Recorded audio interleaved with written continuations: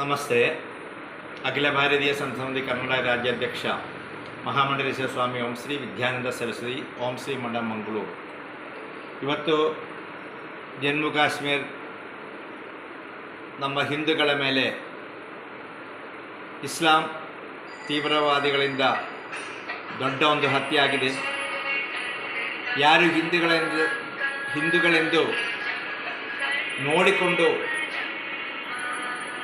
ಹಿಂದೂಗಳನ್ನೇ ಹತ್ಯೆ ಮಾಡಲಿಕ್ಕೆ ಇಸ್ಲಾಂ ಎಕ್ಸ್ಟ್ರೀಮಿಸ್ಟನ್ನು ಅಲ್ಲಿ ಪ್ರಯತ್ನ ಮಾಡಿದೆ.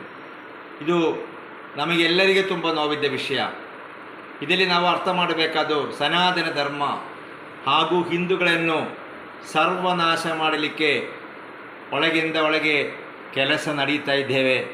ನಾವು ನಿದ್ರೆ ಮಾಡುವವರಾಗಿ ಕೂತು ಏನು ಪ್ರಯೋಜನವಿಲ್ಲ. ಎಲ್ಲ ಹಿಂದೂಗಳು ಎಚ್ಚರಿಕೆ ಇರಬೇಕು. ಒಂದೊಂದು ಪಕ್ಷದ ಹಿಂದೆ ಹೋಗಿ ಅಧಿಕಾರಕ್ಕೆ ಅದೇ ರೀತಿಯಲ್ಲಿ ಹಣೆಗೋಸ್ಕರ ಹೋಗಿ ನಾವು ಹೋದಕ್ಕಿಂತ ಬಿಟ್ಟು ಧರ್ಮವನ್ನು ರಕ್ಷಣೆ ಮಾಡಲಿಕ್ಕೆ ಹಿಂದೂಗಳು ಬರಲಿಲ್ಲ ಆದರೆ ಭಾರತವನ್ನು ಇಡೀ ನಾಶವಾಗುವ ಒಂದು ಸೂಚನೆ ಇದರಲ್ಲಿ ಕಾಣ್ತಾ ಇದೆ.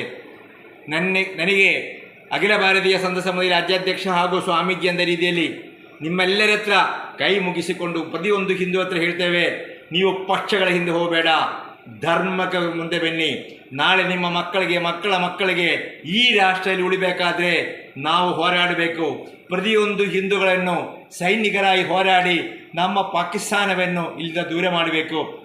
ಪ್ರತಿಯೊಂದು ಇಸ್ಲಾಂ ಎಕ್ಸ್ಟ್ರೀಮಿಸ್ಟನ್ನು ನಾವು ದೂರ ಮಾಡದಿದ್ದರೆ ನಮಗಿನ್ನು ಮುಂದೆ ಹೋಗಲಿಕ್ಕೆ ಆಗಿಲ್ಲ ಅಂತ ಅರ್ಥ ಮಾಡಬೇಕು ನೀವು.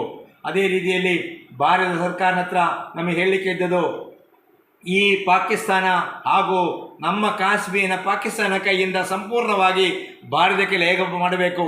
ಅಖಂಡ ಭಾರತವನ್ನು ನಿರ್ಮಾಣ ಮಾಡಲಿಕ್ಕೆ ನಾವೆಲ್ಲರೂ ಮೋದಿ ಸರ್ಕಾರ ಹಿಂದೆ ಮೋದಿ ಸರ್ಕಾರಿಗೆ ಸಪೋರ್ಟ್ ಕೊಡಬೇಕು. ಅದೇ ರೀತಿಯಲ್ಲಿ ಪಾಕಿಸ್ತಾನವನ್ನು ಈ ಭೂಮಂಡಲದಿಂದ ತೆಗೆದುಹಾಕುವ ಕ್ರಮವನ್ನು ಮೋದಿ ಸರ್ಕಾರ ಮುಂದೆ ಹೋಗಬೇಕು. ಅದಕ್ಕೆ ಎಲ್ಲ ಹಿಂದೂಗಳ ಸಂಪೂರ್ಣ ಬೆಂಬಲವನ್ನು ಕೊಡಬೇಕು ನಾವು.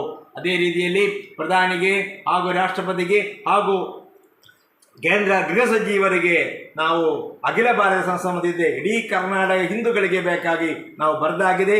ಕರ್ನಾಟಕ ಪೂರ್ತಿ ನಿಮ್ಮೊಟ್ಟಿಗಿದೆ, ನೀವು ಮುಂದುವರಿಸಿ, ನಾವು ಹಿಂದೆ ಇದ್ದೇವೆ. ಯಾವ ಕಾರಣಕ್ಕೆ ನೀವು ಒಂದು ಹಿಂದೂ ಸಹ ಇಸ್ಲಾಂ ಎಕ್ಸ್ಟ್ರೀಮಿಸ್ಟಿಂದ ಹತ್ಯೆ ಆಗಬಾರದು. ನಾವು ಪ್ರತಿಯೊಂದು ಹಿಂದೂಗಳ ಹತ್ರ ಪುನಃ ಒಮ್ಮೆ ಹೇಳ್ತೇವೆ, ನೀವು ನಿದ್ರೆ ಮಾಡಬೇಡ, ಎಚ್ಚರಿಕೆ ಇರೋ.